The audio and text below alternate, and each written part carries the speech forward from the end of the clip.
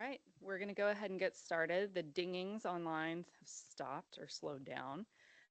Welcome, y'all. This is our North Texas EV Infrastructure Call for Projects workshop. So, if you are virtual or in the room, hopefully that is why you're here. That's what this meeting is. So, it's been a long time coming. We won this money from Federal Highway Administration a long time ago, and we're really excited to finally have this Call for Projects opportunity open for all of you to apply. So with that, I am going to turn it over to Jose Correa from the Kimley Horn team. And we've got a lot of content to go over with you. So thank you, and feel free to ask questions along the way.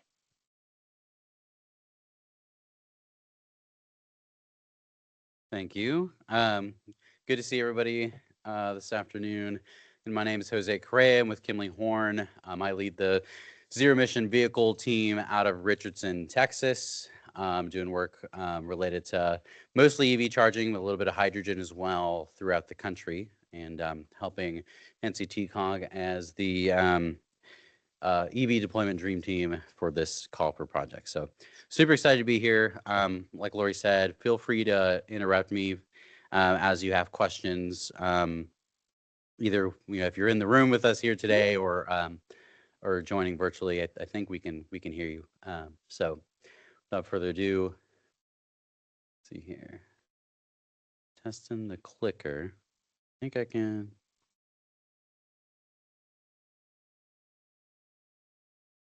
Having some technical difficulties. Oh, there you go. We're in business. Okay. So the goal for today um, is to understand the following. We're going to go through the basics of electric vehicle charging and just electric vehicles in general. Again, very quick overview. I'm going to pass it back to the NCT COG team for an overview of the CFP process that we'll be kind of going through. I'll give a general outline of the typical EV deployment timeline from our experience in the EV market, and kind of talk through what that means for this particular project. And then we'll do like a site design workshop. So I'm hopeful that we'll get some volunteers in the room to give me some addresses for us to go through in real time. If not, we've got a dummy project to kind of walk us all through an example site of the scope that we'll be helping y'all with today. So without further ado, just going through the basics of electric vehicle charging in terms of vehicles that are applicable for considered electric. We've got this first hybrid electric. And for this CFP, these hybrids are really not benefited at all, but just to give you a well-rounded overview of the whole market. Hybrid vehicles don't have a plug-in option, again, why it's not included in the CFP. But does have a small electric battery that's powered from the braking mechanism on the vehicle. So the goal there is just fuel economy, less reliance on the internal combustion engine for short travel. Next, you have plug-in hybrids. You may have these in your fleets, similar to the traditional hybrid, where it does have that braking mechanism. The battery is a little bit bigger, and then it does have that plug-in option. So you can use slower chargers for that vehicle. And then again, less reliance on an internal combustion engine that still exists within the car. And then your fully battery electric vehicle, no internal combustion engine, only a battery that fuels the vehicle, that gets the main power source from either a plugged in source like the grid or an external battery. So for the purposes of this CFP, the vehicles that will be using these charging stations are plug-in hybrids and fully electric vehicles. Next, we'll go into the charging stations themselves. There's a lot of information on this slide, so I'll just attempt to summarize it for you. We've got 3 levels of charging: level 1, 2, and 3. Level 3 charging is often referred to as DC fast. Level 1 is what I have in my garage for my electric vehicle. I didn't have to retrofit anything, and from an electrical standpoint, the charger came free with the vehicle when I purchased it, and plugs directly into the wall. So pretty small, 1 kilowatt output, maybe 2 to 5 miles per hour charge.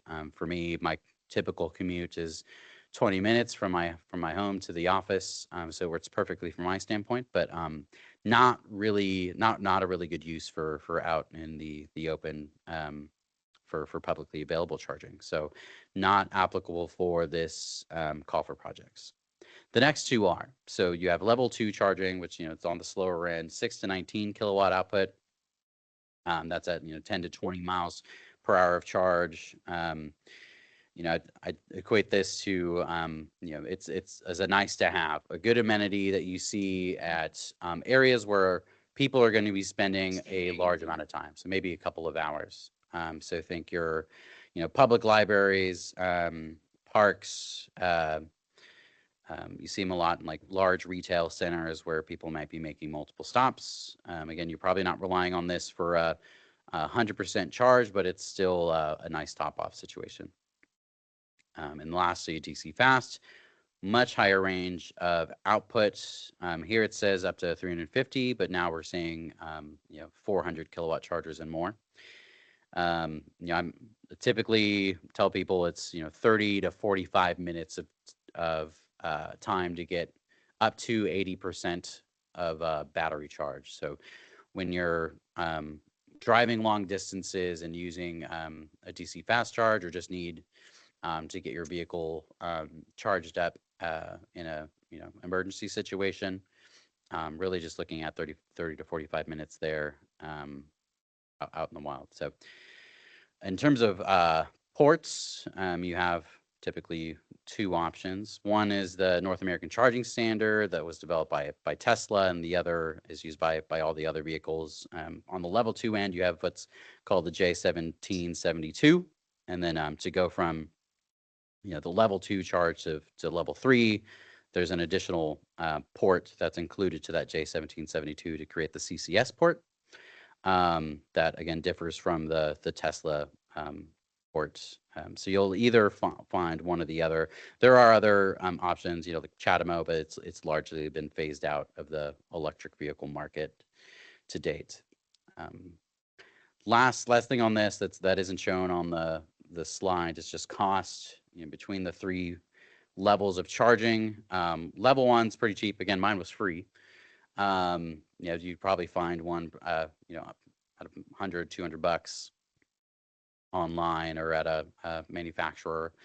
Level 2 chargers, depending on the software capabilities of the charger, and again, the output, because there is a range, 6 to 19 kilowatts, you're looking anywhere from, maybe $4,000 to $10,000 for the actual charging station itself.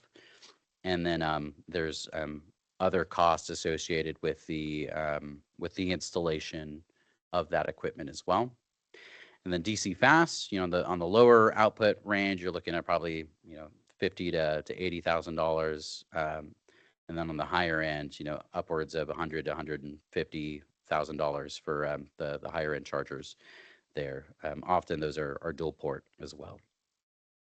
And then there's obviously additional costs related to the infrastructure to install those DC fast chargers that is much more expensive than level 2. I want to go ahead and just pause there. Are there any questions related to electric vehicles, electric vehicle charging, how this relates to the CFP, what's applicable, what's not? I'm happy to answer those now.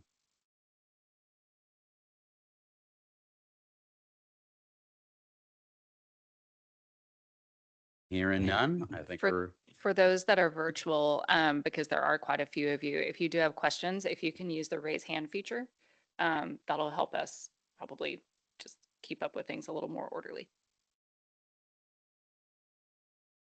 That's good. Thanks, Lori. Next, I'll turn it back over to the NCT COG team.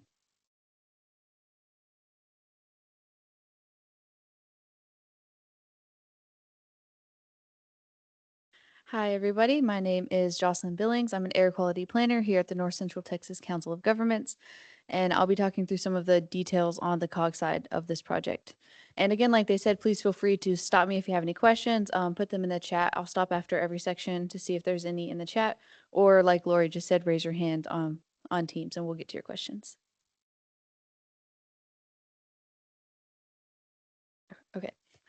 Okay, so first we wanted to go back and give some background on why we decided to do this project in the first place. So back when this opportunity was released, we, okay, sorry, that is distracting. Sorry. Okay, so back in 2023, when this project was released, we talked to a bunch of our local governments, including a lot of you guys, to see how you guys wanted to go about this, how we wanted to go about this, and we decided that we would apply on behalf of our local governments, and then pass that money down to you guys. And as we were developing our application, we were looking at maps just like this one to see how we should tailor this. And as you look at this map, you can see the dark red is higher levels of EV registration, and then all of the dots are EV chargers. And they almost perfectly coincide throughout the whole region. So you can see clearly the chargers are where the electric vehicles are. And we don't know which one of those came first, but we knew that this grant opportunity was a way to do something about one of them. So that's why we decided to focus this so heavily on gaps in the region, so that way we can fill in some of those empty spaces. So we were awarded back in 2024, $15 million from the Federal Highway Administration through the Charging and Fueling Infrastructure Community Grant Program to build up to 100 publicly accessible electric vehicle chargers on public sector property within the 16-county NCT-COG region. Of that 15 million, almost 12 million is dedicated specifically to building EV chargers. A set aside of that money that is specifically for Erath, Palo Pinto, and Somervell counties is still pending Federal Highway's obligation. But we're very optimistic that this will get approved. We, again, meet with Federal Highways pretty regularly. And if you guys haven't heard, Federal Highways National has now released their updated National Electric Vehicle Infrastructure Guidance. So we're seeing some movement on the electric vehicle side and the federal government. So we're very hopeful this will get obligated very soon. So if you're in any of those areas, please don't be discouraged. Please still apply. I think this will still work out for you. So any questions on the goal of the project, how we got here? Okay, well, if you think of any. Okay, so now I will walk through all of the eligibility criteria for a project funded through this grant program. So first of all, eligible applicants include all public sector agencies. So this is cities, counties, transit agencies, school districts, and public universities and colleges. Again, any public agency. Eligible projects include level 2 or direct current fast chargers or a mixture of the two, as long as they're located on public sector property within the 16-county NCT-COG region.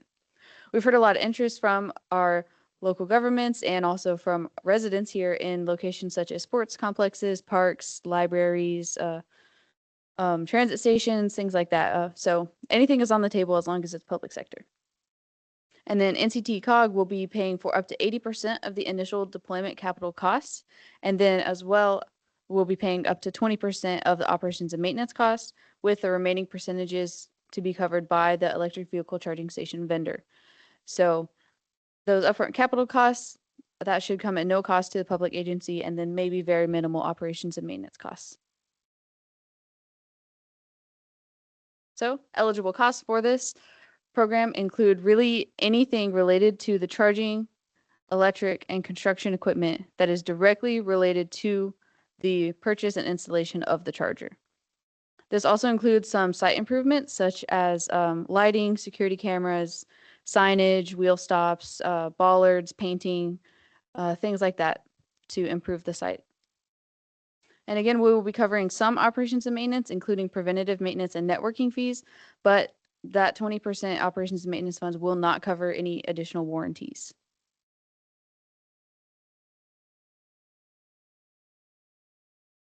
Okay, and then there are quite a few requirements for this program because these are federal funds.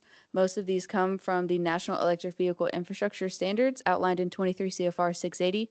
I'll go through some of them on this slide and the next. And then there are some more that will be taken care of by the EV charging station vendor through our request for proposals that you guys won't really need to worry about. So first of all, each of these stations through this program will need to be able to charge at least 4 vehicles simultaneously. It will need to have dusk to dawn lighting and comply with U.S. Access Board design recommendations for electric vehicle charging stations. There must be signage for each parking space, EV parking space, and it must be located on an existing parking lot as of the time of application submittal. So at the time that you submit your application, the area that you're submitting for must currently be a paved surface. In addition to this, stations are encouraged to meet or exceed Energy Star requirements for EV charging stations, encouraged to install motion activated lighting to save some electricity costs there, and to incorporate features that minimize grid impacts, including charging station management, battery storage, other resiliency features. Okay, some additional requirements depending on if you're going with level 2 or DC fast charge stations. So level 2 stations will need to offer at least 4 J1772 connectors that Jose showed us earlier. And each of those connectors will need to offer at least 6 kilowatts simultaneously. So this is 4 separate connectors that can charge 4 vehicles at the same time. For a DC fast charge station, you must offer at least 4 CCS connectors and 4 J3400 connectors. So this doesn't mean 8 charging stations, 8 ports. This is still just 4 ports, but each of those ports has 2 connectors, so just 2 plugs at the end. And each of those ports, the 4 ports, must offer at least 150 kilowatts simultaneously. And for any locations that are within a mile of an alternative fuel corridor and specifically intended to serve users of that alternative fuel corridor, so people traveling through the community making quick stops, those locations must be all 4 DC fast charge ports. So you can't do the mixture of DC fast and level 2 there. And those ports must be accessible to the public at 24/7 year round. So again, this is specifically for locations that are intending to serve users of the corridor. For other stations that are greater than a mile from an alternative fuel corridor or intended to serve users of the facility or people in the nearby community, these ones may be a combination of level 2 and DC fast, and they only must be operational at least the same as the hours of operation of the facility. So like if they were here at COG and we were open 8 to 5, the charging station would have to be open at least 8 to 5. Of course, it could be open more than that, but at least the operation hours of the facility. So some requirements related to the project. We have already received National Environmental Policy Act clearance for the stations through this project, but that means any submitted locations must comply with that clearance that we received. So this includes, again, that construction and installation being on an existing paved surface. The excavation must be less than 5 feet. This is 5 feet straight down. And no non-landscape vegetation may be removed or disturbed. So if it's ornamental bushes or something like that, that's okay. If it's, 100-year-old oak trees, probably not. And then if there's any locations that have a structure 45 years or older, there may be a need for an additional survey to determine eligibility through the Texas Historical Commission requirements. And NCTCOG will require certification that all permitting, zoning, and code requirements have been met prior to distributing reimbursement. So this is something that our Dream Team Kinley Horn can assist you guys with. And for property management, it is required that grant recipients must utilize and maintain the equipment consistent with the goals and objectives of the project for at least 5 years from the initial date of operation. Additionally, grant recipients must receive written authorization from NCTCOG for any disposition of equipment. So this is, you get rid of the equipment, you sell the equipment, you replace it, take it out of service, anything like that. And if that disposition exceeds $10,000, it may require the recipient to return all or a portion of the grant funding to NCTCOG. This is something that we'll be working with you guys and monitoring through the reporting requirements that Jared will go over with you in a little bit. So any questions on any eligibility criteria?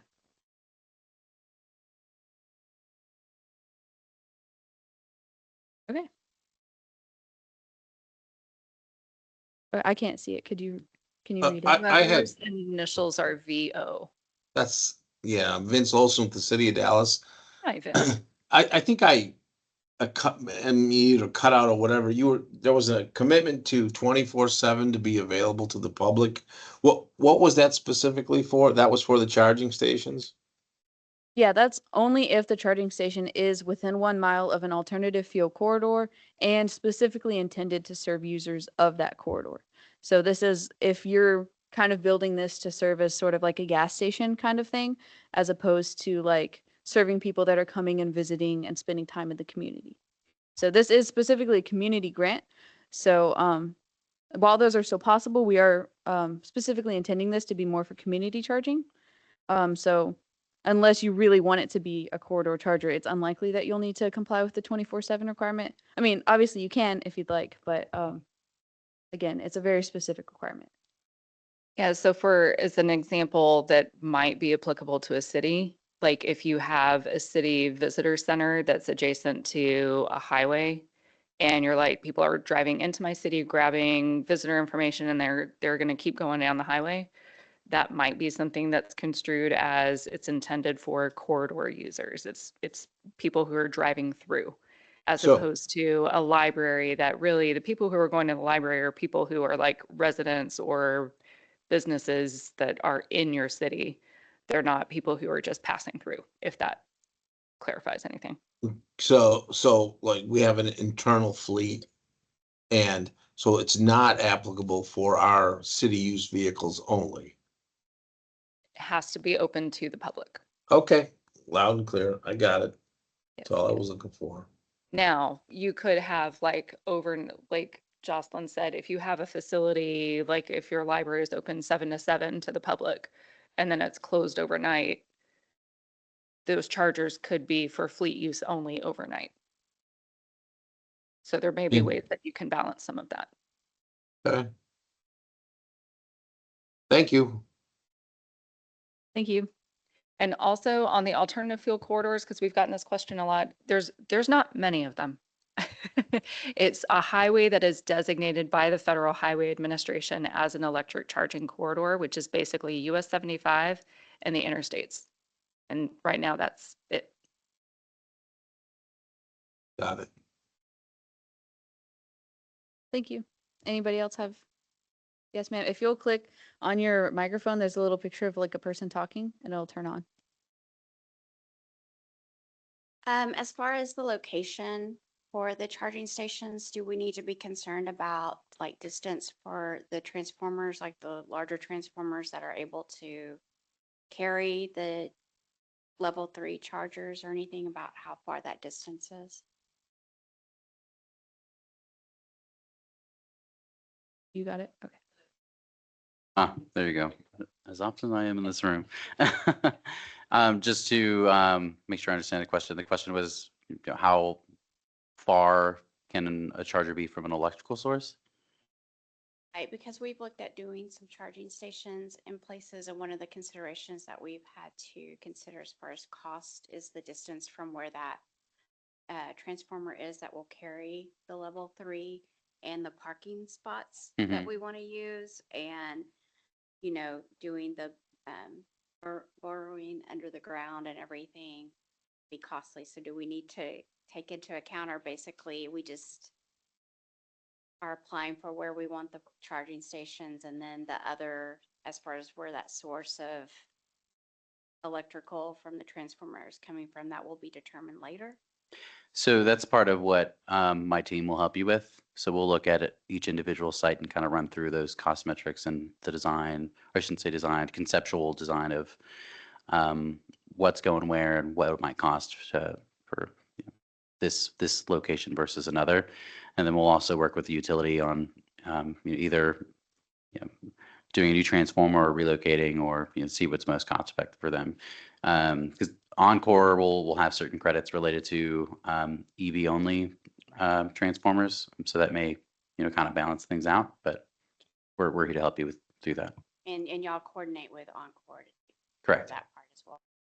Not responsible for any of it? Correct. Okay, great.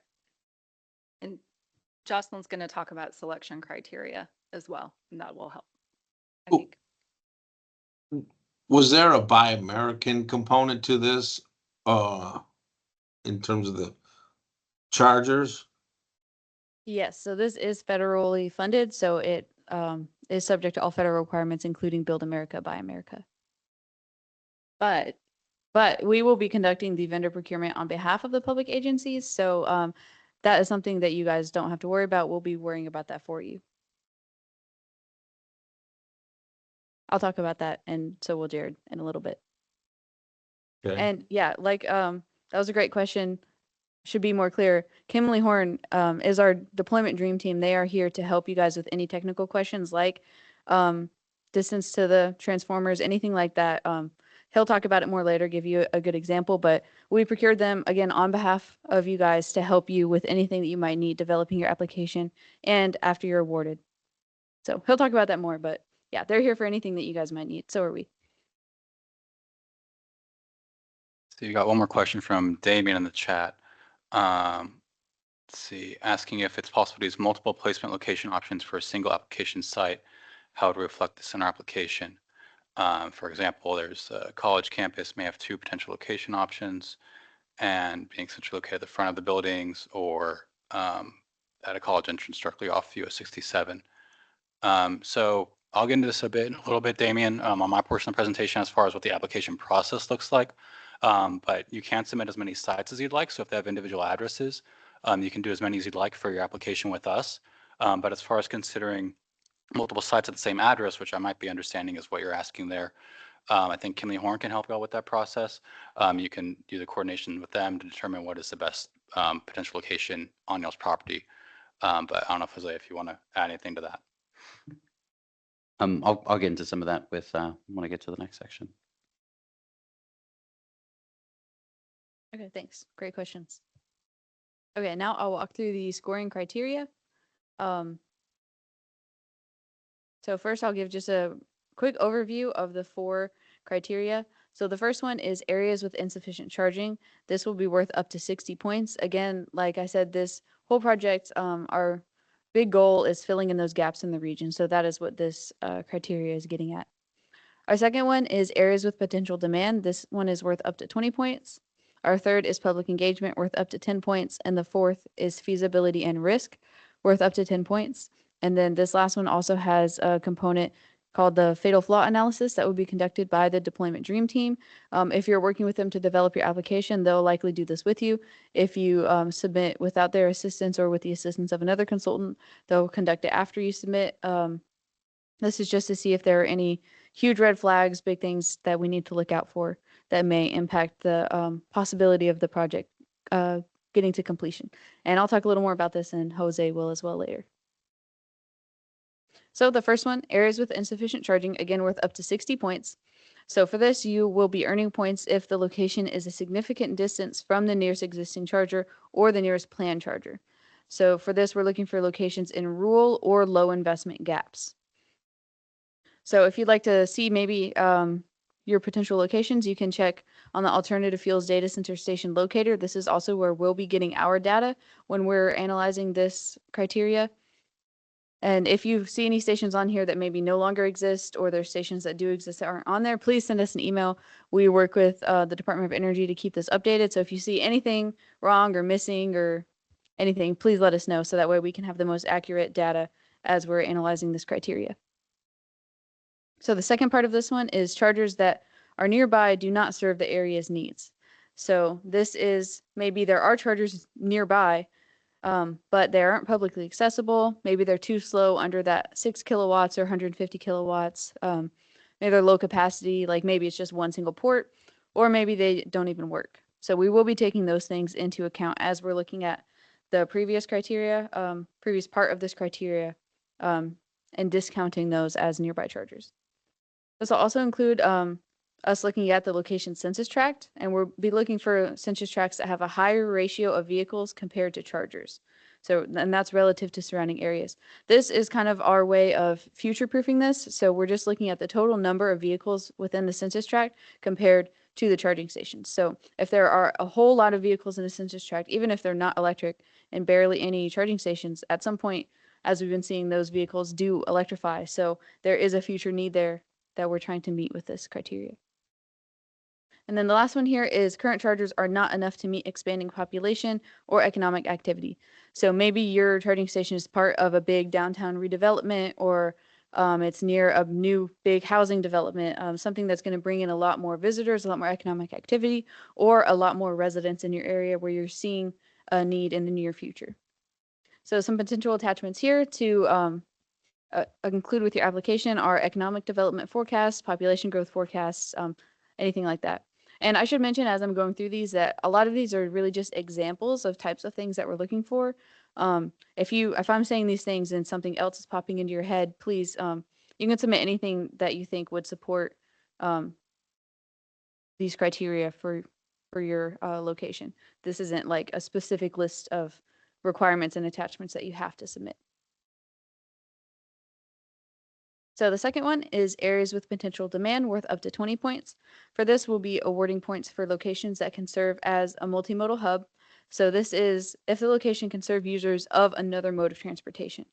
So maybe it's at a transit stop, or maybe it serves rideshare users or rideshare users taking people to the airport. Maybe it's at a park or a hiking trail. It's enabling people to access another mode of transportation.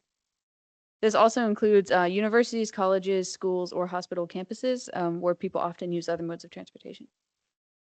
Another area here where you can earn points is if the charger will have some shared use with fleets. So this is if fleets are operating in the area and they have communicated to you that they're interested in using this charger, they want to use this charger, something like that.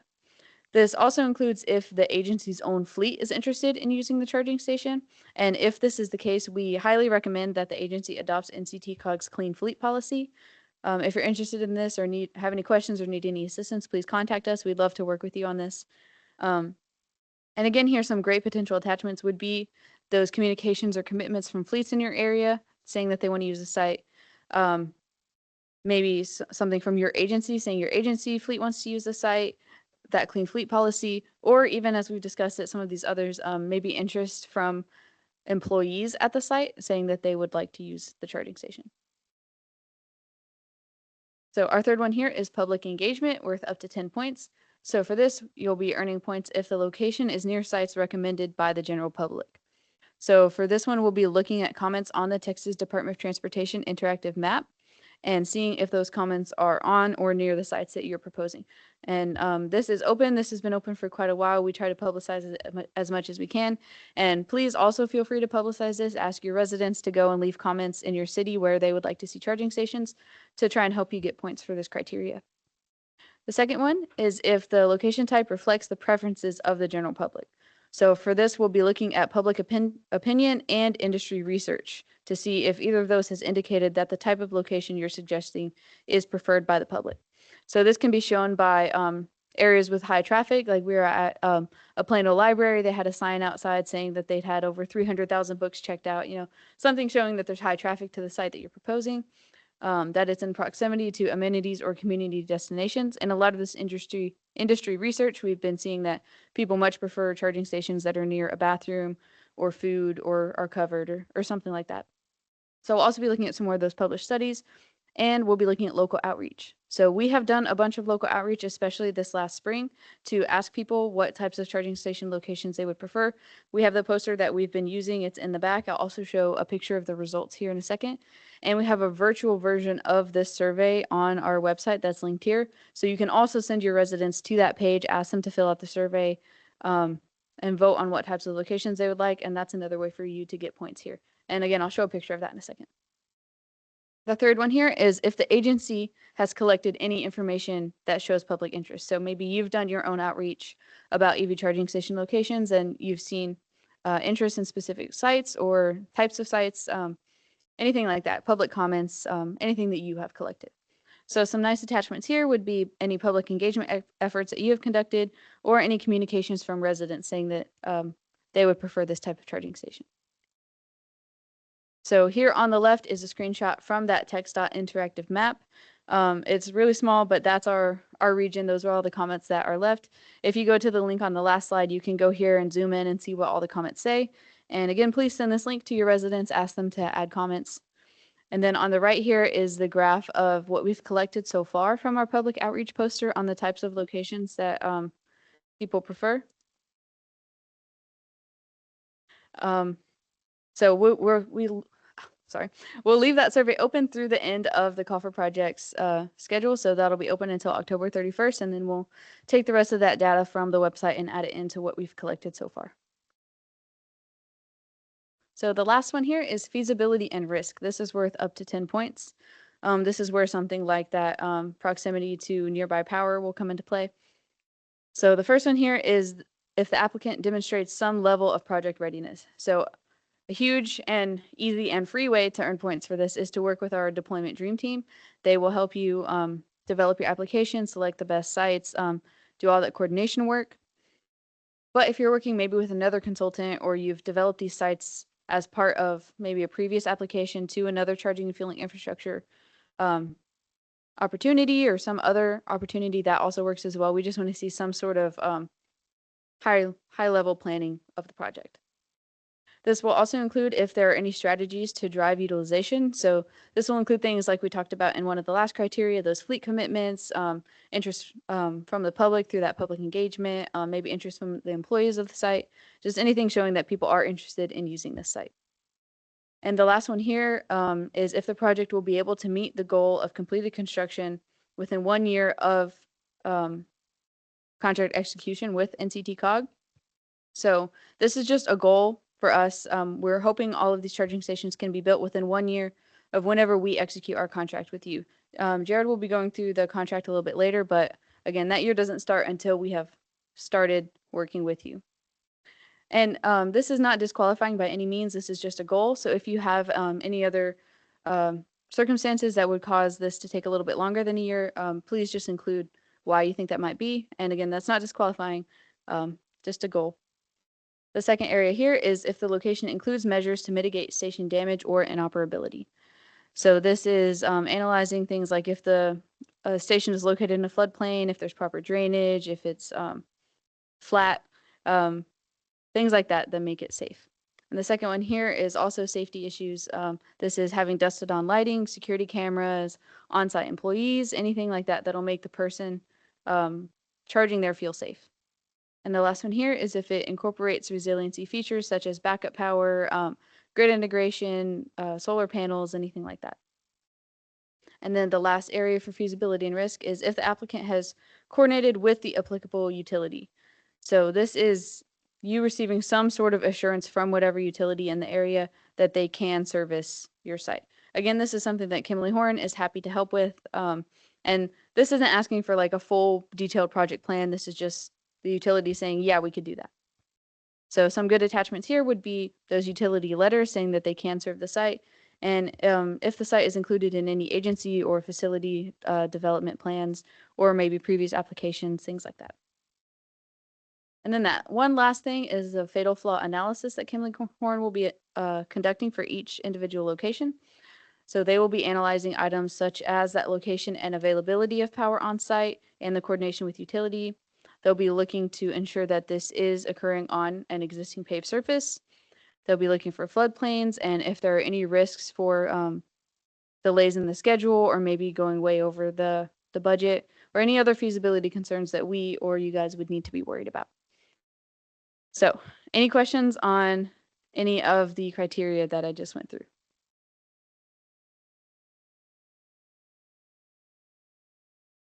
Okay, well, if you think of any, we'll still be monitoring the chat, and I will now be turning it over to Carolyn Burns for a little commercial break.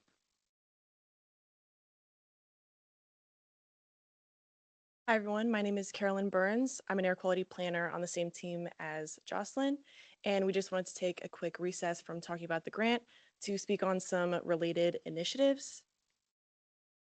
So this first one is about code adoption recommendations. So our NCT COG Executive Board, along with the approval of the Regional Codes Coordinating Council, encourages the adoption of the 2024 International Codes and Regional Amendments. There are tons of benefits to adopting these codes, including reducing the variation of building codes and promoting standardization across the region. Especially from the developer side, it's really beneficial for them. Say if they have various project sites in neighboring cities, if there is regional consistency of codes, then they won't have to go through the weeds of each local code variant. Some other benefits include simplifying the construction process, advancing the safety of building systems, promoting common code interpretations, facilitating the mobility of contractors, and reducing training and construction costs. Another note I'd like to make is that if your city has adopted an older version of the code, say 2012 or 2015, those older codes don't mention or have specific requirements for EV charging stations, but these newer codes do include technical and manufacturing requirements for EVSE. So for more information, you can visit the website that's on the screen. And then for technical assistance, you can contact Randy Plumley, who is the Energy Code Manager at SPEAR, which is the South Central Partnership for Energy Efficiency as a Resource.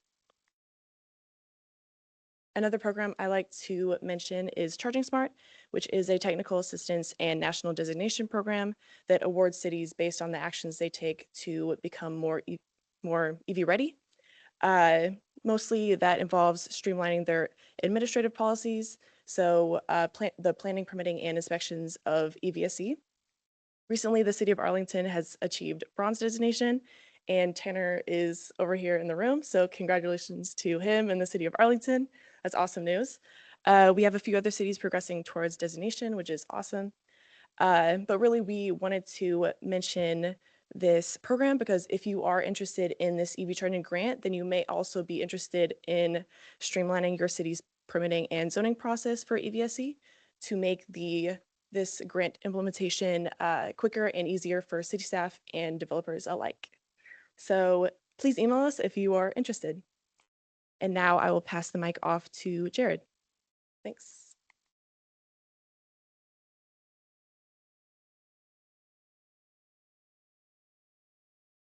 Thank you all. I'm Jared Wright. I'm a senior planner with the North Central Texas Council of Governments, and I'll be kind of wrapping up our portion of the presentation today, but of course, we'll be available for any questions.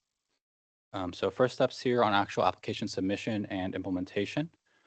So you can see here our website, nccog.org/EV charging grant. That's where you find all the documents that we're referencing today that we built this presentation off of. So we have this call for projects guidelines there, and we also have our FAQ document where we'll be updating that regularly with questions that we receive. So make sure to check that. We hope to update that about once a week. So we should have an update soon with questions that we've got from this workshop and then a few other workshops that we had last week. And also on the website, you can find an intent to submit form. That is optional, but that entitles you to a reminder 2 weeks before the application deadline to submit your application. But that also is helpful for us to help us understand how many applications we expect to receive and how many sites we expect to receive. So welcome you all to complete that. And then we also have an email there for Kinley Horn and Associates. Like Jocelyn mentioned, Jose will get into more of it in his presentation, but they have free assistance that we've procured through this project. So you have an email for them there to get started with that process with them, as well as an intake form. And then of course, the actual application is available there for you all to review now. So I mentioned this briefly earlier, but the application that you see on the website can be downloaded and submitted with 3 locations, but there's no limit to how many sites you can submit. So you have an additional project activity details form that you can download.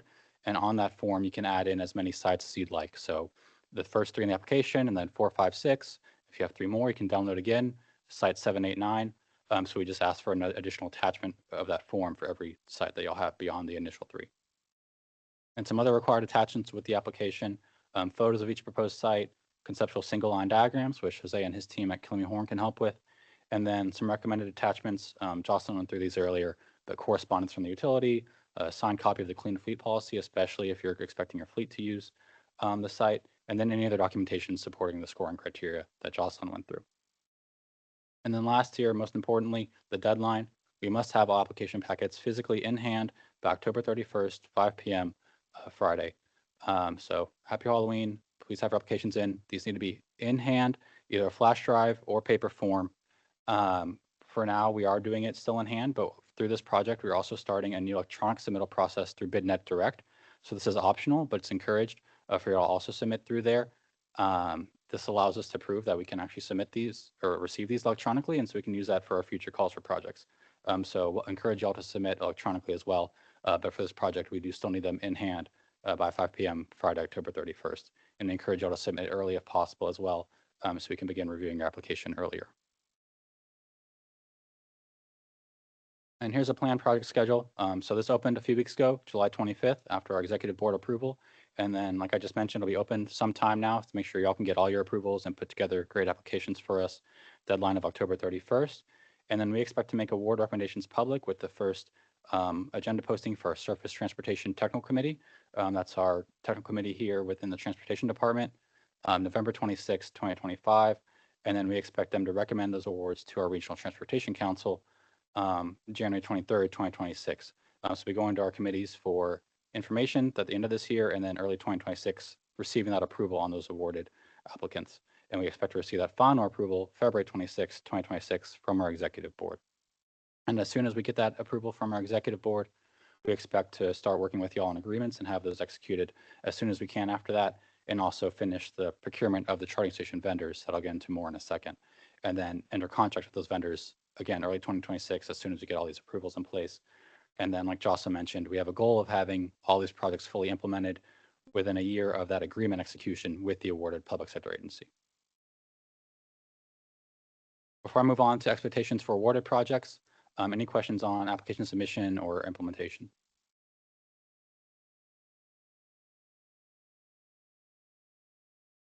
All right. So walking through some of the next steps here for those that are awarded and are implementing projects. Here's kind of an organizational chart of how this will flow, just so we're all on the same page. So kind of going counterclockwise here, starting from the top at NCT COG, we have procured Kinley Horn Associates, as we've talked about, to help with this project. And at the end of the project, they'll also be reporting the findings to us on expediting implementation and how the project has gone for them and his overall final report. But most importantly, for public sector agencies that are applying, they're available to help y'all in your application process.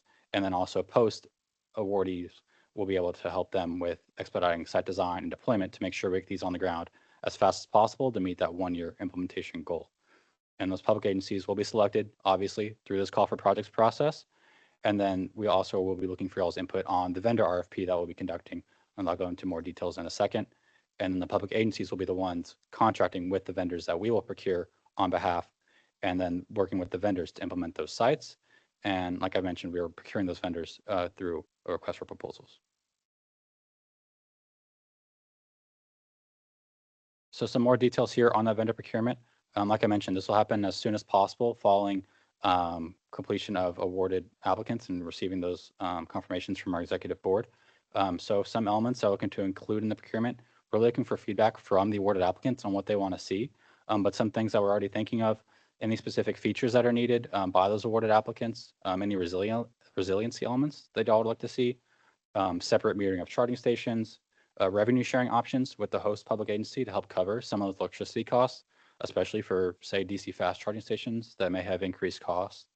And then operations and maintenance to maintain the stations, do preventative maintenance, things like that. And then anything else, we welcome y'all's feedback through this entire process of what y'all would like to see in this RFP.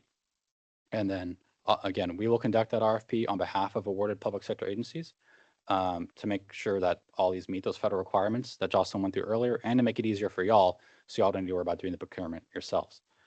So anyone that's awarded through this process of the call for projects will have the opportunity to provide input on that request for proposals and anything y'all would like to see there. And then we'll also be able to participate in the consultant selection committee. We'll be looking for a few of y'all that are awarded to help us select these vendors.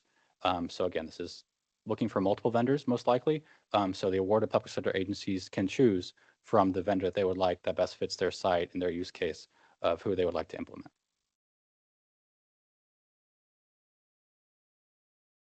And walking through the implementation process here. So starting with construction installation, again, this will be constructed by the vendor of the awarded public agency's choosing. And at that point, the public agency will assume ownership of the station. And then we'll move into the 5-year operations and maintenance period. And this is where any additional costs that aren't covered by the grant may be expected to be incurred by the public sector agency. We expect this will be minimal because this grant is structured in such that very little funding should come out of the pocket of the awarded public sector agency. And again, these have to be operational for 5 years, and the vendors will be answerable to the public sector agency for that entire 5-year duration to make sure these are meeting those reporting requirements and also those performance requirements of 97% uptime per 23 CFR 680. And Kinley Horn Associates will be available to help guide all parties, not just for the application, but again, through this implementation process to help get these stations on the ground and running and operating smoothly. And then after that 5-year O&M period, the public agency obligations end. So if y'all want to rip it after that 5 years or change it to a different network provider, that's when y'all will have the opportunity to do so. Or if y'all just want to keep it going same as before, obviously you're welcome to do that as well, but you're only obligated through this award for those 5 years. And so some more details here on that contracting and what that will look like. So we are expecting the charging station vendor to pay the 20% non-federal share as mentioned earlier. That was structured within the CFI community program that it is expected the private sector will pay the non-federal match. And also that way they're allowed to recover return on investment for these charging stations. So we don't require these to be free. The charging station vendor is allowed to charge for them because they're paying that 20% non-federal share. And through the contract with the awarded public sector agency, the public sector agency will pay the vendor the 80%, and then that portion will be reimbursed by NCT COG as the federal share. So the awarded public sector agencies will have to front that 80% federal share for the initial installation costs, and then NCT COG will reimburse them. And that reimbursement does not have to be a one-time lump sum. That's an option as well, but we can also do reimbursements as frequently as once a month for the awarded public sector agencies. And for the O&M phase, this will be exactly the same, except those percentages will be flip-flopped. So vendor will pay 80% of the O&M costs and the federal share will pay 20%. But again, no cost to the public sector agency with the way this is structured. And then one of my last slides here is reporting.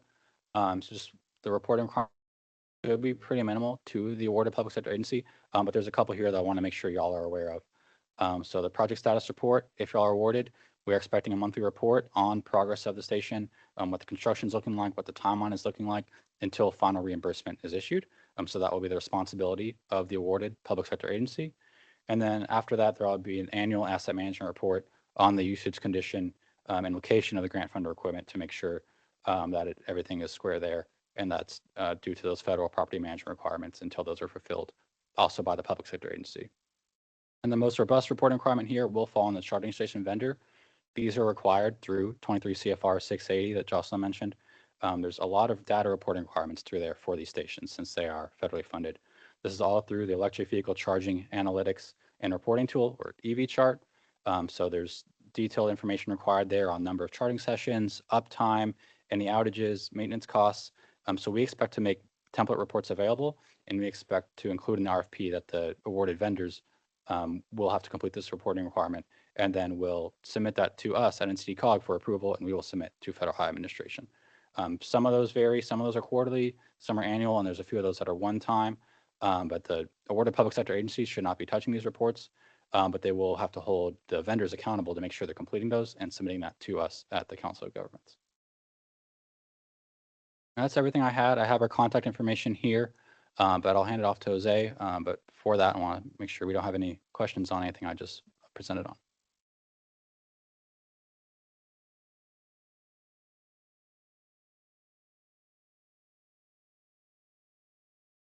Okay, yeah, there's one question in the chat from Don Jones. If we opt to use for fleet charging during evenings, do we pay the vendor for those charging hours? Yeah, so those are things we'd like to see that in the procurement for the vendors. So that's feedback we'd like to have now from y'all and what y'all like to see there. So depending on the vendor, there may be different options there. And so those are details when it'll work out. But one thing we've talked about before is, having fleet RFID cards for the charging station so they can get a special rate or a reduced rate to make sure that those fleets aren't paying, the increased cost of public charging. So those are the options that I think are definitely on the table, and those are things we'd like to include in the procurement.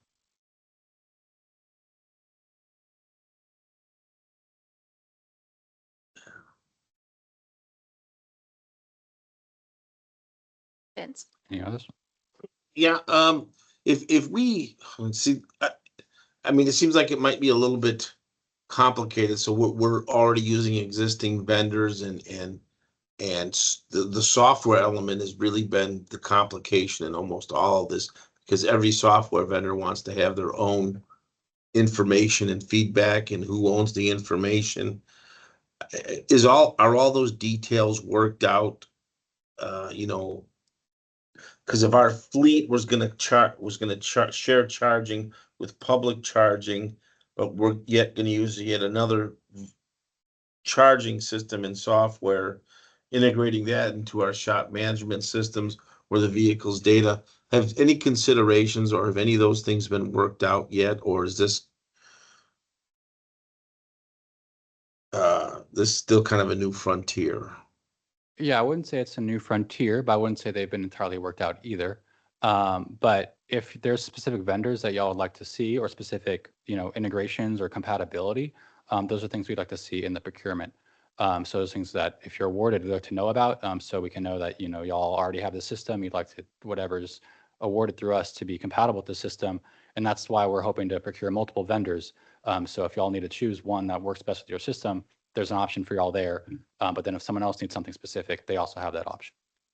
Will APIs be included in something like this between software? That's definitely something that we can make sure we have in the RFP, and we can work with who's ever awarded to make sure that we have the right language there. There are requirements from the Federal Highway Administration, part of the 23 CFR Part 680 that we're going to have to comply with, requires, what is it called? OCPP, Mhm. Open Charge Point Protocol, which requires that different vendors be able to access the different software systems. So Kimley Horn is going to help us figure out exactly how to wordsmith everything so that when we do that vendor procurement, we are getting OCPP compliance that is meaningful OCPP compliance and not just in name. So there is going to be a requirement on the vendor to make sure, like hypothetically, we procure a great vendor, everybody loves them, but 3 years from now they get acquired by somebody else. Right. Everything should be procured in a way that that somebody else or some other somebody else is going to be able to get into that software system. That's the purpose of that OCPP compliance. So some of that accessibility and communication protocol stuff is going to come from the feds and the requirements that we have to adhere to, which is part of why we're doing that procurement on y'all's behalf, because there's a lot that's baked in there, and some of y'all are probably equipped to navigate it, but some of you may not be, and we don't want to put that burden on people to learn all of that very quickly, so we will do that. But yeah, like Jared said, we want to know from y'all, what are all of the things that we want to ask about in that RFP so that we get what are the different business arrangements for fleet access charging overnight versus public charging during the day? I think that's a great question that we can make sure that we get answers to, so that y'all have options to choose from that work for your individual circumstances.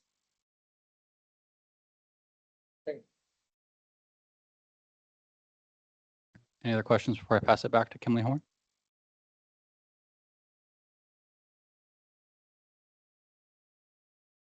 Thank you. I have a question. This is Melissa Baker with the City of Irving. Thank you guys so much for doing this. Number one, thank you for selecting a vendor prior to this. And number two, thank you for handling the procurement.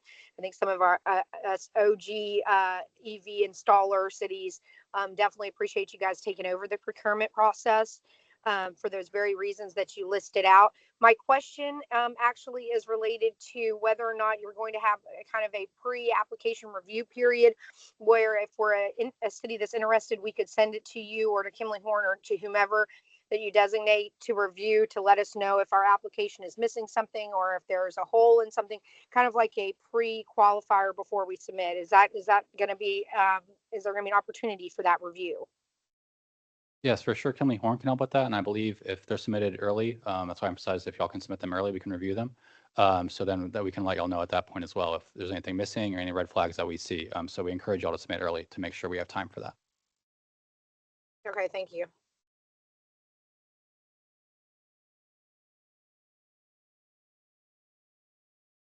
All right, well, I'll pass it off for one of the last portions from Jose again.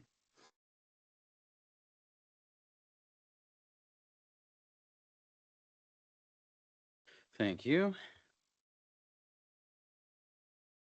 All right, so we'll next talk through what I'll call the typical EV deployment timeline and some of the parallel processes that are involved, and then kind of go into what that means for this CFP process and what Kimley Horn is going to help during that CFP process. So here I've outlined, the overall typical process. You have, if in an attempt to simplify this, 4 parallel paths in which, lead to a successful deployment project. So you have a path for the utility, you're doing your initial due diligence on whether or not, it's feasible to connect to the utility, where you connect, whether you have the power available that you're asking for, and how to potentially, bridge the gap between what you want and what is available. The utility goes through a preliminary design, final design. They have their own construction processes and inspections as well. From an entitlement standpoint, same due diligence process. There's an education and strategy component depending on where you are in the country. Here, there's going to be a bit of a gray area because a lot of the authorities having jurisdiction that you'll be entitling with will be the applicant. So hopefully some opportunities here to speed things up. But typically they'll handle permitting and inspections related to that AHJ. Design, there's a number of different steps that can take a couple of different forms, but what we've outlined here is an essential planning and feasibility section before it goes to actual concept planning and peer review, which we'll talk about here in a little bit, before you get through the actual full utility design from an on-site standpoint, finishing up from a punch walk, which I'll get into more details later. And then on the construction end, you have the equipment procurement, the actual site construction, commissioning, and operation and maintenance. So a lot of moving pieces. Part of the reason why Kimley Horn is here today is to kind of connect the dots between all of these parallel paths in an effort to have a streamlined process for all the stakeholders involved. So for the call for projects itself, I've drawn a red box here around the scope of work that Kimley Horn is going to be directly in charge of for each applicant, and what we're charged with helping y'all kind of go through. We'll talk about baton pass between our team and the EV vendor once they're selected throughout each of these processes. But even once the baton is passed, we'll still be involved to make sure that the dots that we connected initially are being leveraged, and that we're able to continue to expedite the process to a fully operational station.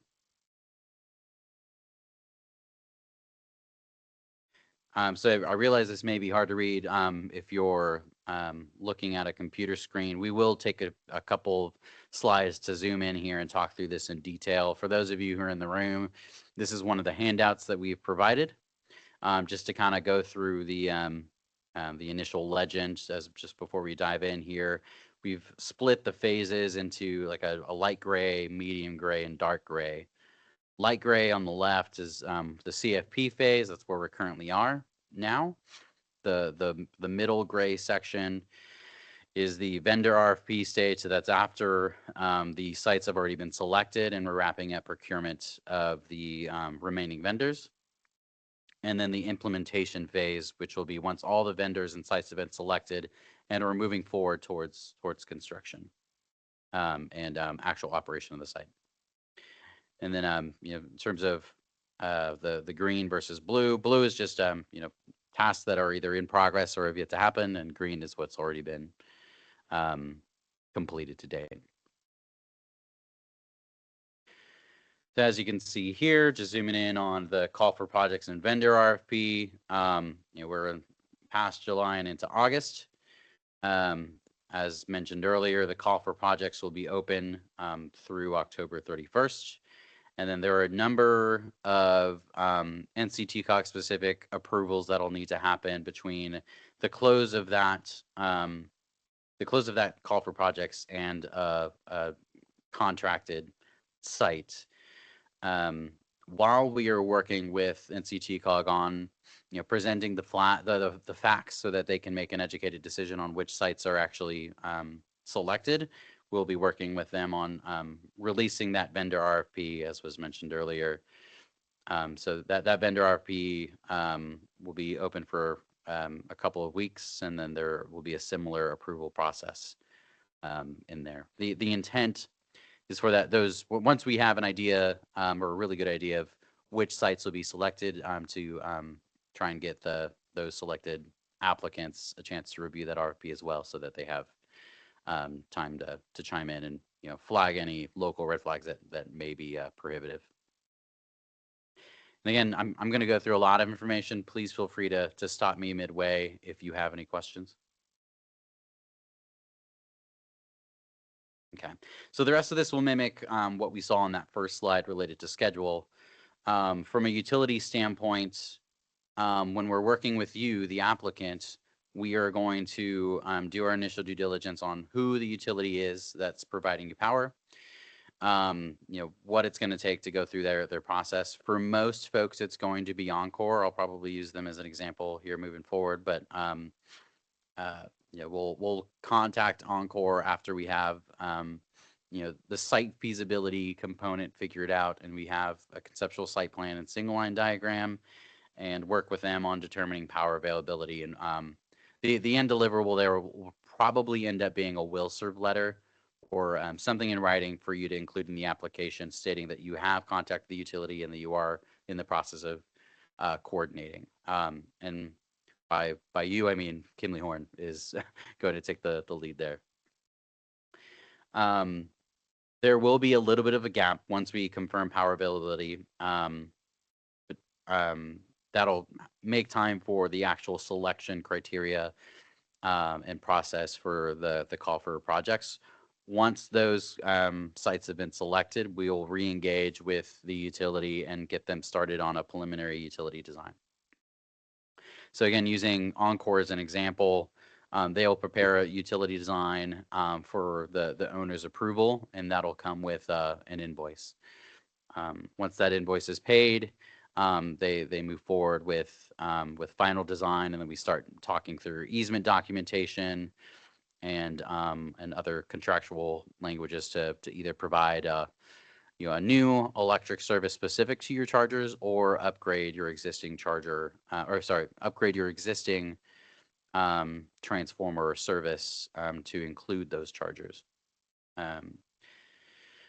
That again will take a couple months just to coordinate. Our plan would be to ahead of time give you the applicants those documents in advance so that you're ready to sign when the time comes and you're not having to review while we're on the clock towards a construction date.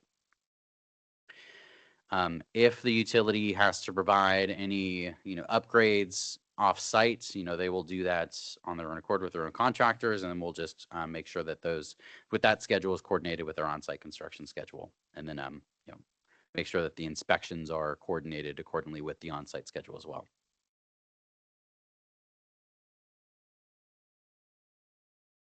Next, for entitlements, again, we're going to do that initial due diligence and education and strategy. Now, our goal here is to get through the permitting and inspection process with as little hiccup as possible, but it's also to connect some dots that may be less tangible. In my experience in working with public sector clients who are interested in EV, there may be disconnects in communication between departments, whether it be public works or economic development. Those folks that maybe don't have a decision-making power on the actual application, but would either like to be kept in the loop, or perhaps the installation of these chargers would directly impact their day-to-day operations if it's on city fleet property or adjacent to city operations. So our intent is to connect a lot of those dots as early as possible, really as soon as we have a conceptual site plan, so that we can bridge the gap and attempt to keep as many people as happy as possible throughout the process within your organization. In my experience, there is at least some disconnect between the department that's handling permits and then the folks who are actually handling inspections on the ground after things have been constructed. So our goal would be to get those folks in the room and outline a concrete pathway to installed charging equipment so that there are no surprises during construction. So zoom back in on the timeline here. The due diligence portion will end with the close of the CFP on October 31st, but the education piece will continue throughout. So again, this is all services that have already been procured by NCTCOG, and they're happy to help you with at no cost to you. There will be a little bit of a gap after we have the vendors selected before we go to permit. There's some design related aspects that'll need to happen. And then the process will end with inspections. Next, we have design. So again, our job will be to help you through the site selection criteria that's allocated in the call for projects. We will, if you haven't already submitted an intake form, we'd be happy to provide you an intake form just for us to get a set of addresses as a starting point with some baseline information of what you're looking for, so we can set some expectations.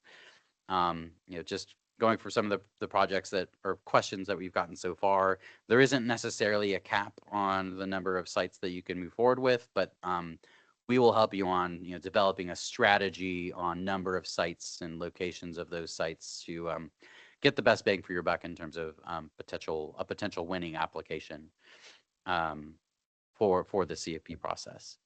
So what that'll look like, you'll submit the intake form, give us the addresses. We'll take about a week to develop a test fit for each of those addresses.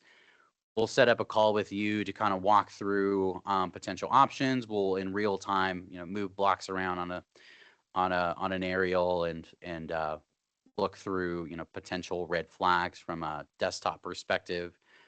Once we have a good level set on expectations, we'll visit the site in person.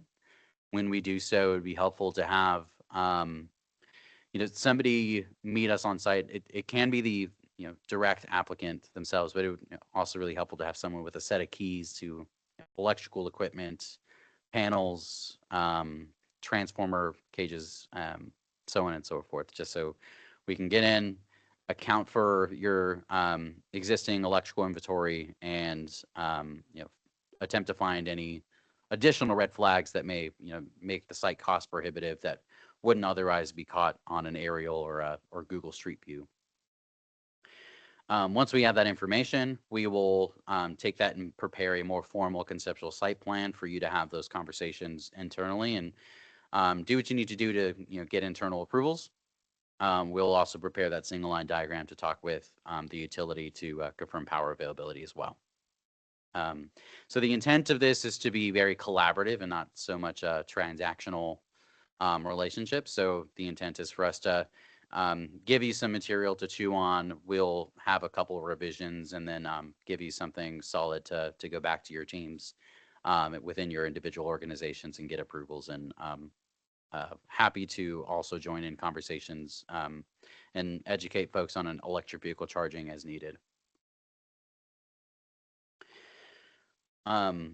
During the vendor RFP phase, there will be a gap where there really isn't any design related tasks happening. But when we get to a selected vendor and selected sites, then the vendor will have an engineer of record that will prepare a design based on our concept plans, and we will review those plans before it gets back into for official permitting and inspections and construction. I think I saw a question pop up from online.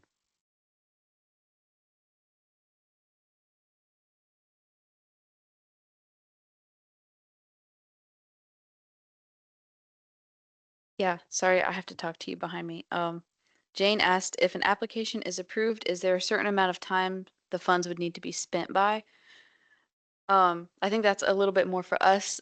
No, there is no obligation to expend the funds. Again, we have that goal to build them within 1 year of contract execution, but there is no deadline where the funds would go away.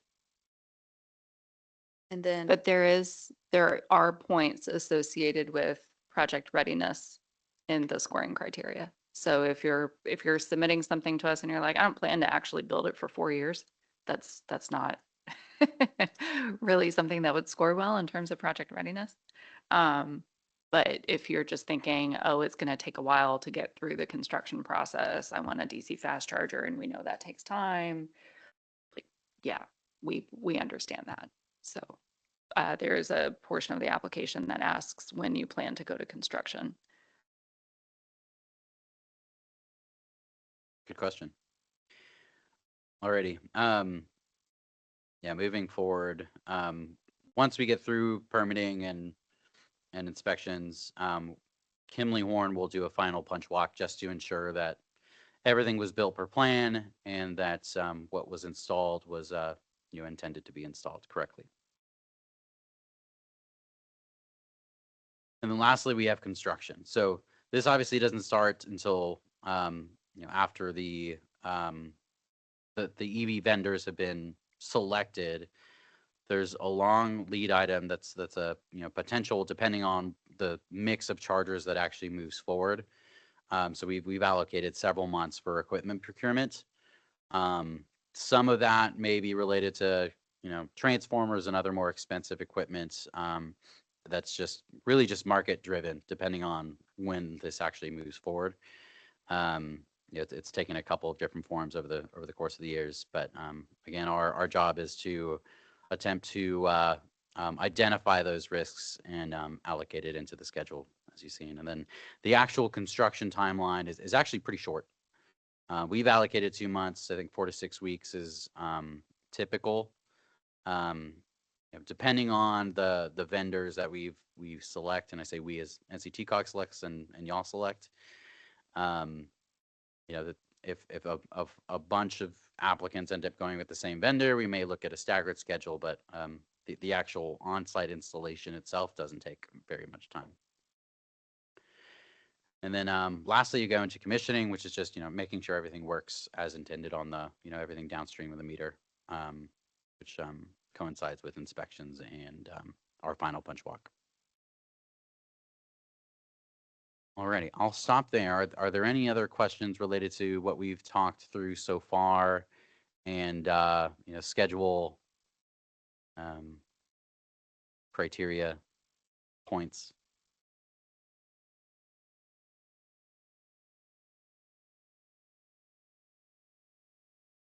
One question for Kimley Horn. Will you provide the deliverables with respect to permitting, engineering, design for these sites as a service outside of this grant, or will the vendors be required to, Yeah, pay the for that? vendors will be required to include that in their application. Kimley Horn is precluded from being the engineer of record on this specific program. Good question. We will provide conceptual drawings for everybody to base their design off of. So we'll get you maybe 30% of the way.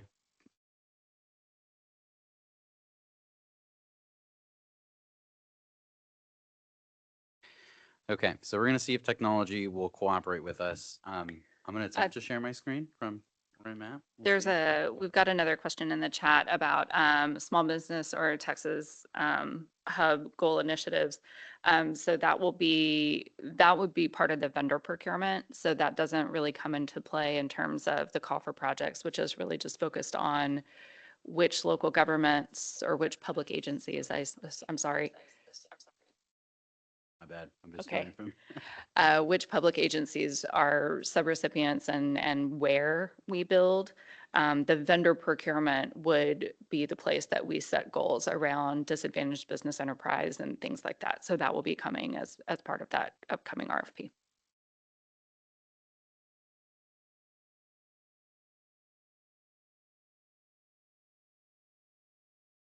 And there will be goals in there.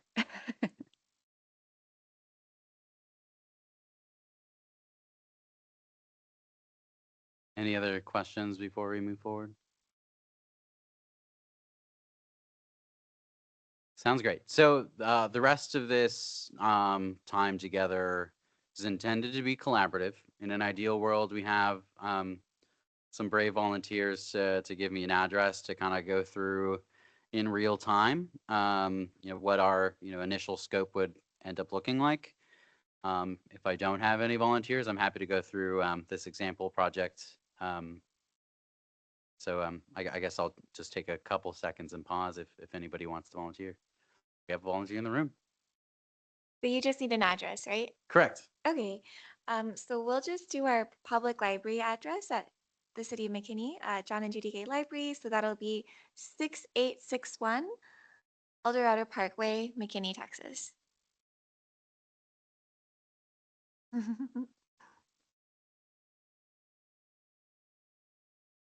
Uh-oh. It's Colorado Parkway, right? No, Eldorado. El Dorado. Oops. Yeah. Okay.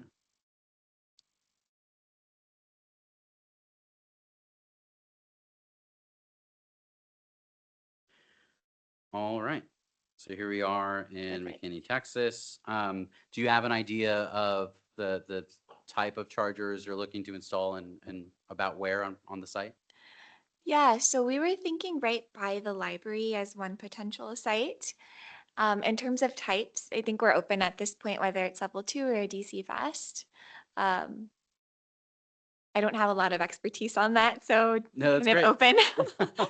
Yeah, and the intent of a lot of the information that we get will be, varying degrees of detail, right? So that's perfect. So if we're looking at this site holistically, I'm going to turn on the roads layer here. We are right off El Dorado Parkway. City of McKinney sits right off of US 75. We're not too far away from major corridors. Let's take a look at, before we dive into the actual site itself, the surrounding infrastructure here. So what I'm doing is go to the Department of Energy's alternative fuel station locator, public information. But what this will do is just tell us approximately what's happening around us. So it looks like we have level 2 charging stations about a 0.3 miles away at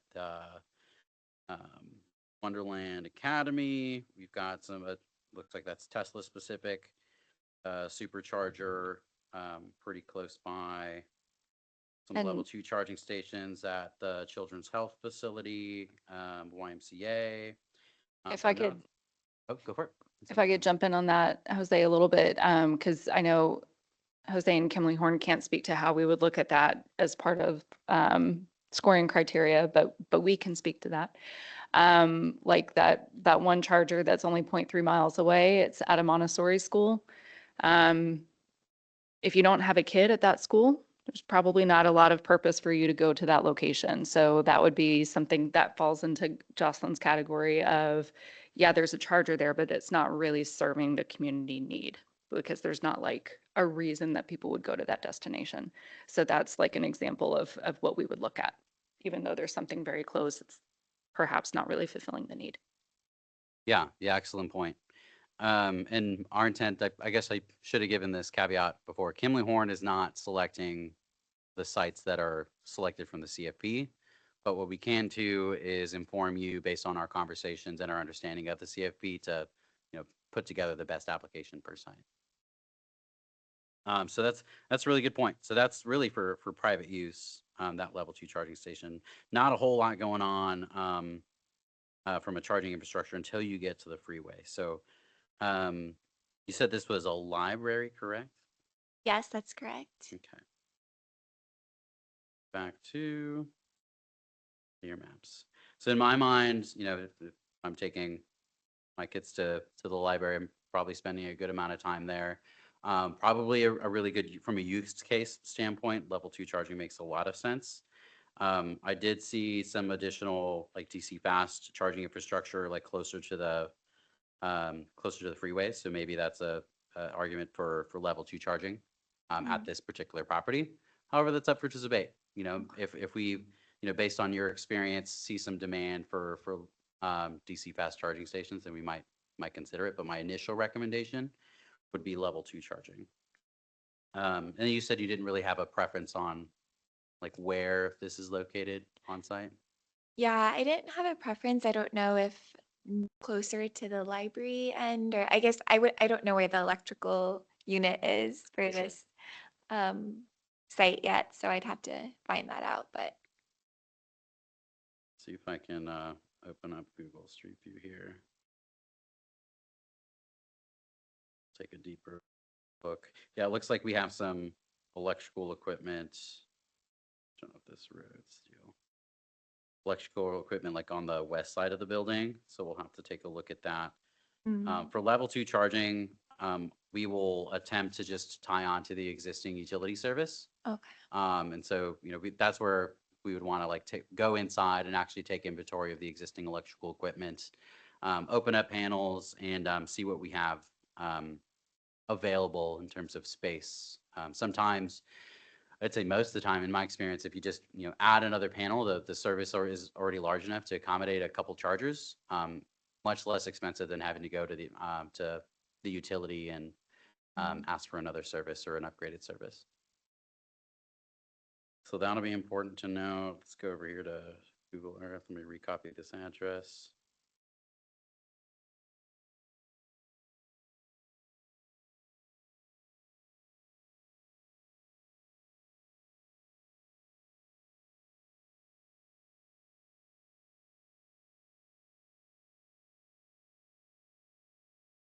Okay, lucky yes, we can come right on in. Nice. Okay, so just a couple things I'm noting. What I'm looking for is some of the basics of where are your transformers, where are we potentially pulling power from, but also civil infrastructure. So I'm seeing a hydrant on the way here. So there's probably a water line under this fire lane potentially. I would ask you if you had as-builts or some sort of record of infrastructure, so we can kind of take a look at that when we're planning out conduit routes. You've got this storm inlet. Okay, so that's something else we'd have to look through. I believe that transformer was potentially on the other side of this bush, doing an excellent job of screening. I can't see that at all. Yeah, additionally, we've got this fire riser infrastructure there on the wall. So definitely something going on from water over here. If we move closer to the parking stalls.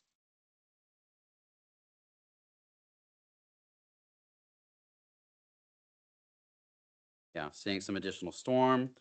On the positive notes, we've got lighting, which is great. I'm assuming those are on a timer. Yeah, I believe so. Okay. Would you be okay if, like, I'm not seeing a fence or anything surrounding the property. Would you be okay if this is like a 24-hour parking situation for the chargers? I think that would be fine. I just have to clear it with our For sure. facilities Okay. over there. Yeah, part of what we'd want to just outline as a potential risk or Right. something to flag internally while you're getting approvals. We do have quite a bit of vegetation on some of these parking islands, so we'll want to try and stay away from that along this center drive aisle here. No, I shouldn't say drive aisle. This landscape area here, there's less going on, so that may be a better opportunity just to, again, try and avoid some of the underground infrastructure that may cause for conflict during construction. So if I go back to the aerial, I'd say as long as we stay away from this middle section here, Okay. probably doing okay. And then related to like how close we are to this transformer, assuming that we're going to connect there, yeah, I'd probably recommend like this initial row here, or probably over here. And we can kind of workshop that, and we can come up with a couple of different test fits for each. So what the deliverable would end up looking like is something like this, where it's just like a base aerial on a PDF, and we just draw some boxes around this and in real time and just see what we think. And then after that, we'd visit the site, take all those pictures that I'd mentioned, take some measurements. We're also going to look at ADA. This. We get a little closer here.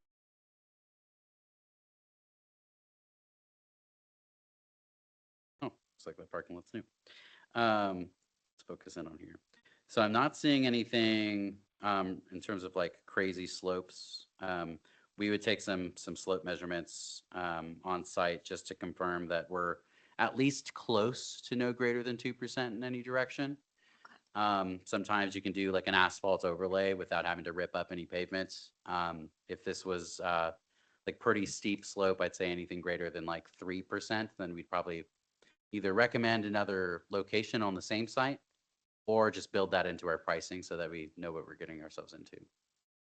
Yeah. We'll go back to our PDFs. So yeah, we'll put together a sample site plan that's a little bit more dressed up for you to have your conversations internally. And this will have everything from potential charging equipment, the charger mix, where, additional equipment might be located, where we're pulling power from. If you haven't guessed, this is the parking lot outside that we were planning on using as a as a dummy site just in case. But you have pretty detailed dimensions that you can use to get some feedback internally and get approvals. Yeah, okay. And then we'd put together like a preliminary single line diagram like this one, and use this to have conversations with the utility to confirm power. For a level 2 installation, if we're able to confirm that there's no, or if we're able to confirm that there is available capacity in the building, then we really don't have to deal with the utility at all. It's all just privately, or I should, owner, everything's gonna be owned by the same entity that owns the property. So Right. we just Which have is to the deal city, directly. yeah. Yeah. Okay. Normally I'd say private use, but it's, public. So I guess it's Yeah. a little bit of a gray area. After this, we'd, work with you on the actual application itself. We'd, look through what we call like a fatal flaw analysis. So are we thinking about, potential uses, co-uses with, potential fleets, even if it wasn't a publicly owned fleet, if there's other fleets in the area that could potentially use this in addition to the public. Things like security concerns. We would talk through lighting. Do we need to add a camera? Or is there one on the building that maybe would suffice? Yeah, and things related to the actual scoring criteria itself, to make sure that we're building the correct application. And we can do this, for as many sites as you'd like to have us look. Really? Okay. So I say that it probably sounds a little dangerous, but for now, that's what we're telling folks. Nobody's sent us anything crazy yet, so we'll continue that. It looks like we might have a question online. I saw somebody raising their hand. I was just vacillating into the fleet combination thing, trying to think of a bunch of facilities we had in 1500 Marilla Street in the Horseshoe parking lot there. Might have been a good daytime location for, for the public to use, and then evening for some of our motor pool assets to charge at. So. Yeah, very good point. I think outlining that potential use case per application is going to be pretty important, because the context will kind of help allocate those points. Mm-hmm. There's a couple other, I don't know if you want to go through another one, Jose, but there's 2 other addresses that have been chatted to us. Nice. Yeah, happy to. I think we have plenty of time. Before I do that, did want to mention public outreach. We are going to send out some like example, like public outreach methods for you to utilize. I think the low-hanging fruit is the map that was already provided earlier in the presentation, but if you wanted to go above and beyond for whatever reason, or know that certain residents are really interested in certain areas and you've already done that research and just want a way to show it, we're happy to help with that as well. Good. You said there was another address, right? 2112 Mayfield Parkway in Cleburne. Good. It's the Hill College Cleburne campus. Okay, very good. I think you might have had a conversation with one of our associates, Stephen, on the call, but happy to walk through this here today. Did you have, I didn't get a chance to talk with Stephen before this, but did you have an idea of where you wanted charging equipment and the approximate charger mix as well? Damien, if you're on the line, Yeah. feel free to unmute yourself. Yes, can you guys hear me okay? Yep. Okay, wonderful. So yeah, I think I sent a long, complicated question, but one of mine had to do with in this image, if you look at the parking to the right or more towards the front of the image, I mean, predominantly that's the main entrance for us. And one of the conversations I had with Stephen was, right, so this is predominantly where I have a lot of parking for students. but I can't deny the fact that in the back location where I'm right off of US 67, this is where I have one address, but I have multiple options for serving, kind of a dual purpose. Being off the highway could really facilitate the needs of being more publicly viewable and accessible. Whereas, for my students, it would probably be more ideally suited to place it, on the other side, out, away from the highway. So that was where my question originally came from, for this. Gotcha. So the question was, if I'm gonna attempt to understand, can you submit essentially like multiple applications or multiple mixes per site? Yeah, I think that's probably the most reasonable question that Stephen and I came up with, and he said, you should ask. Yeah, Well, excellent. in terms of, and I think Jared spoke to this a little bit, but just to reiterate, each individual location will be scored differently. So like when you submit your application, there's the application form has the spot for 3 different locations, and then you can add more pages. Like if you want to submit 15 different sites, that's fine. We're going to score each individual address separately. So you don't necessarily have to decide necessarily which one we would like better.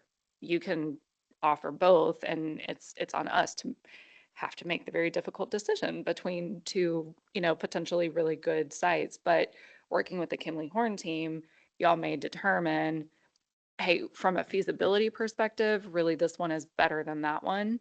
Where that kind of resolves some of those decisions for you. I mean, there's not a lot of charging in the Cleburne area in general, right? Like that's one of the areas that's probably a little bit light. So either part of campus probably has a pretty similar distance kind of questions that's being answered. I do think that there's value in thinking through what is more likely to be most valuable to the community. So you do have easy access off of US 67, but do you think it's likely that people who are driving by would actually stop at campus? Is there anything for them to do if they were to stop? Or is it more likely that chargers that are well suited for students are really going to be the ones that are most valuable? So those may be some things to think through, but you're welcome to submit both. I had asked for some clarification because I was like, well, wait a second. I don't know that we really thought through if you wanted to submit to different locations on the campus, but you really only want to build one and you're just leaving it to us to choose for you. I don't know that we've necessarily set things up to do that. So it's got us thinking, I think now about maybe we need to add a clarification question to the application so that we can just make sure that we understand that. If somebody is like, here's 20 sites, but I really only want 5 of them, but I'm going to make you COG pick which 5 for me. Right. I think that was my major concern, is that if the COG decides that being publicly accessible and my location is being considered, and I put it on the side where I'm thinking I will primarily want to serve my students, but they think the visibility off of 67 is a priority, I don't want to shoot myself in the foot. I know in my conversation with Stephen, one of the things that he had kind of mentioned is, right, if we are looking at traffic, that positioning on the site that is accessible from US 67 may be a benefit, it may not. So I think that's the whole thing, is I have multiple locations. I could put this on a singular site, and we are open to 1, 2, so we want to make sure that when we do the application, that should I be submitting 2 applications with 2 different locations for this same singular address? Yeah, that was my only thing. Yeah. No, I think it would be, you could do 1 application, you would list 2 different locations in that application, and yeah, they may have the same address, but then you could describe, student parking to the east versus, US 67 adjacent to the north. And And we had discussed whether we wanted to ask y'all for priority. We decided against it because we were like, well, the region's priority is more important than your personal priority. But we probably just need to make sure, I think it's important to make sure that every location that you put in the application is a location that you are willing to build. Like if there's like, well, I'll throw this location at them, but I don't really want this one, don't do that. Make sure that you give us sites that you would want in the event that that is the one that floats to the top. Of course, ultimately, we would be willing to build both, but we also want to keep in mind criteria and scoring priority. And we know our location's going to be looked at by judges, and we want to make sure that we keep that in mind.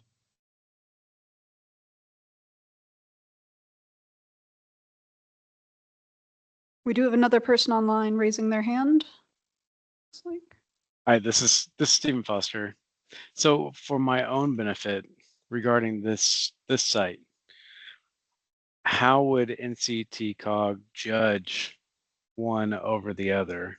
Would it make a large difference to have the charging stations closer to the US 67 access, or would it benefit, or would it be negligible and be pertinent to have it more accessible to the students of the building?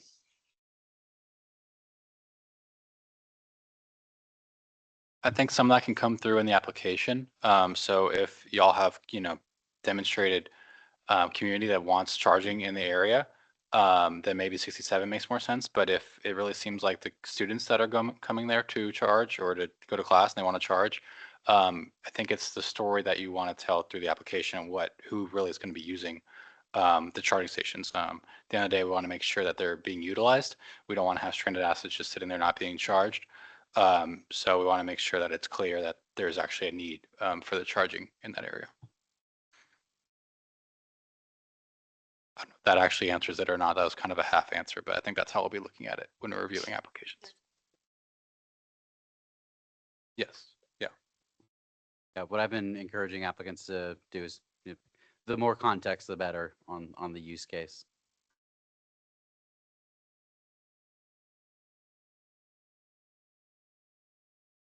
Since this address was just one question, do we want to move to the next one?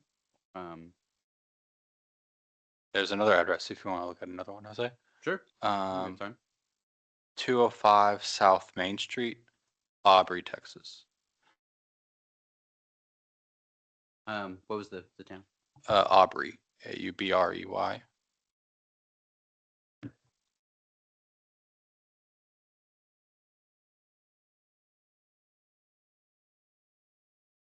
Okay, excellent.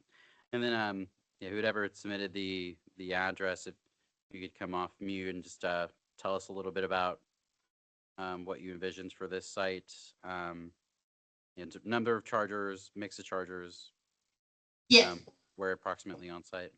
Okay. Can you hear me? Yep. Okay. This is Christine Gossett. I'm the Municipal Development Director. We're an Economic Development Division for the Aubrey area. And our office is right there. You had it pulled up. There's a parking lot right next to my office building, right where that little red triangle is. To the north of that is a parking lot that we own. And we plan to keep this parking lot here. We've got some other development going on around in our downtown. The city just built a parking lot behind it. That City Hall to the north, the fire station to the west or east, and then across the street are businesses. There's more businesses that will be coming into our downtown area, but right across the street right now are restaurants and a retail store and an Airbnb. So we have the museum to just south of that blue triangle. And then, like I said, our office and the chamber office are right there in that building. Mm-hmm. Okay, so we're just looking at this parking stall here to kind of serve. Yes, there's about 10 spots total. And of course, we have on-street parking all around, but we own that lot and have all the authority on that lot. So just wanted to see if that would be suitable area for what y'all are looking for. Yeah, yeah, absolutely. Similar to what we did for the other sites, let's go ahead and take a look at, the infrastructure in the area.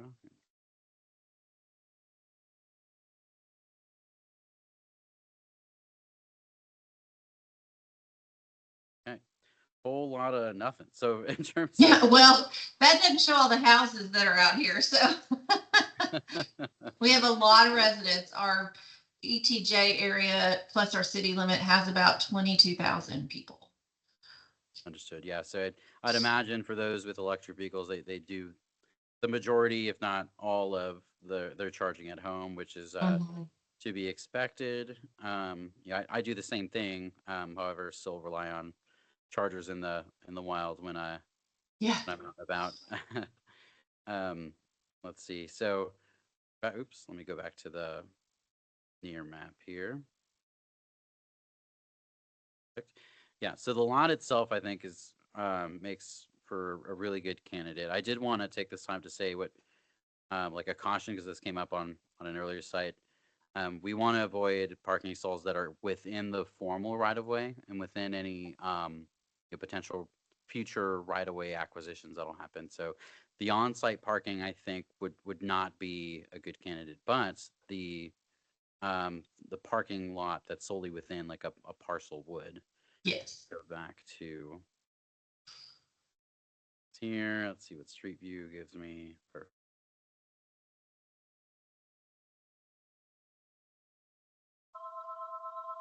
In terms of nearby infrastructure, we've got this fella here. Let's see if it'll tell me either telecom or gas if I had to guess. So we just want to caution from that. We do have a relatively large tree here that looks like in good health. Pavement looks in really good health, so no real concerns there. There is a little bit of a slope to it, but I don't think that's anything crazy. Yeah, it's not big. Yeah, it might just be like the skew to the image from when the car was taking the picture. So yeah, no initial red flags. I think we go through that's very similar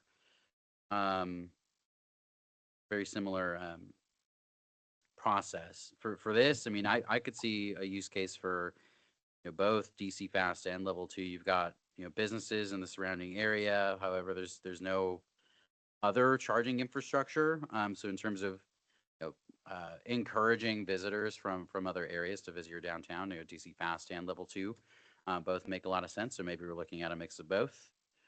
Let's see here. Yeah, I'm not seeing any other like major red flags in terms of underground utilities. Yeah, I know. I just recently did some digging on the other side of that area for some landscaping, and there is a gas line, of course, for the meters right by the building.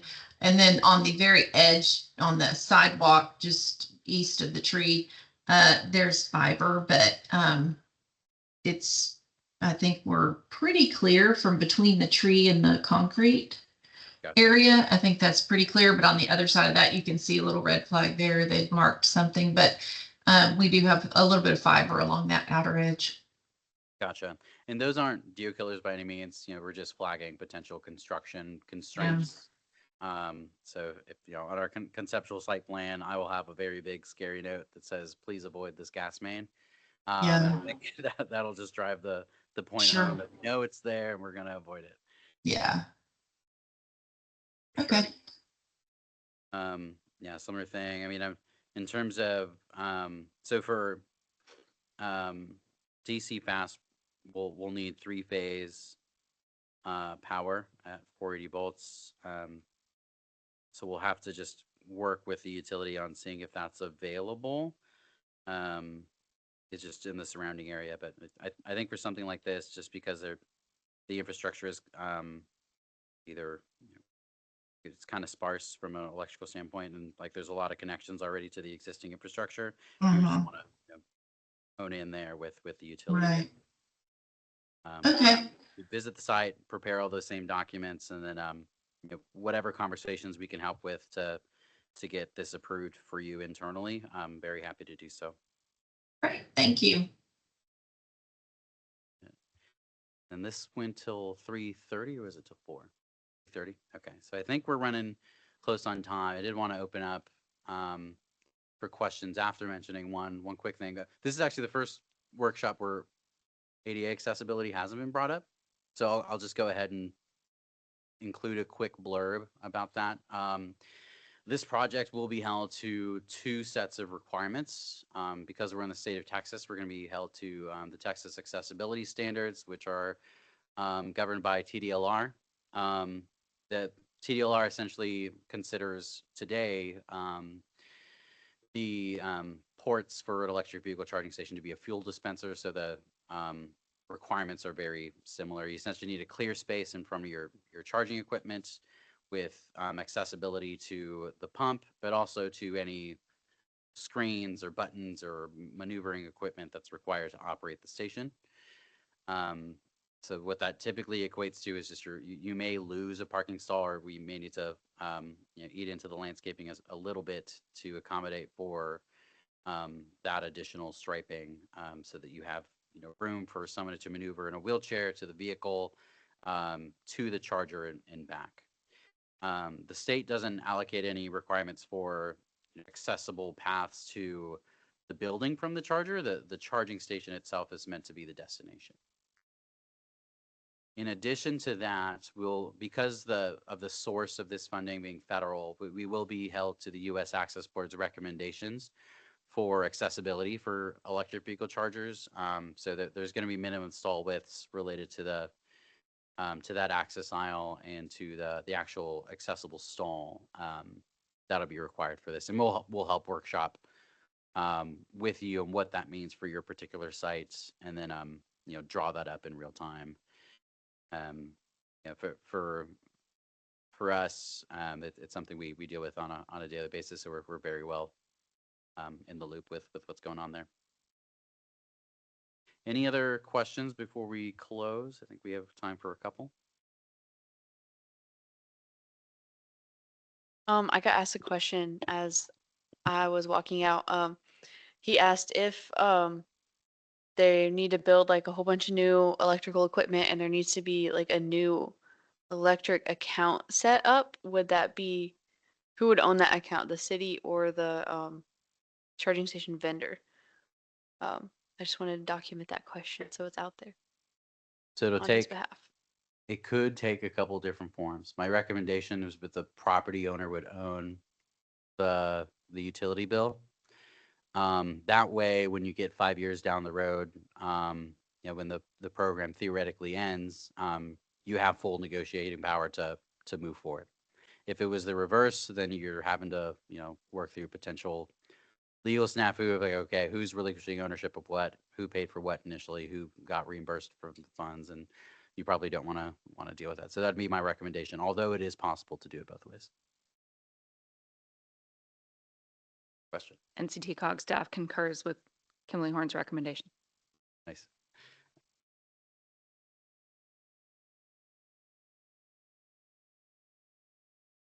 Any other questions in the chat?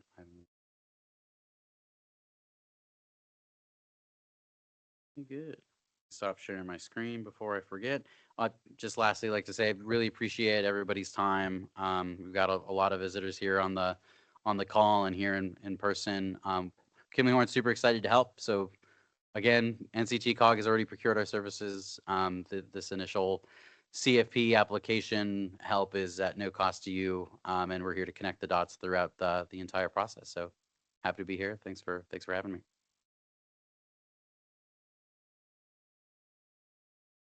Thank you, everybody. Have a good afternoon.